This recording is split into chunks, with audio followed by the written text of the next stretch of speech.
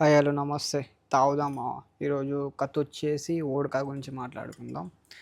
Vodka birth place వచ్చేసి Russia and Poland. దీని alcohol percentage వచ్చేసి 40% ఉంటుంది.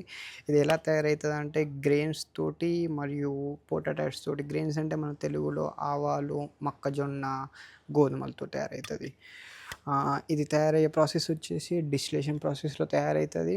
బేసికల్లీ ఇది బాగా పుట్టిన ప్లేస్ రష్యా, పోలాండ్. వాళ్ళు చాలా హై కన్జ్యూమ్ చేస్తుంటారు. వోడ్కా ఎలా తాగాలో చూపెడతా.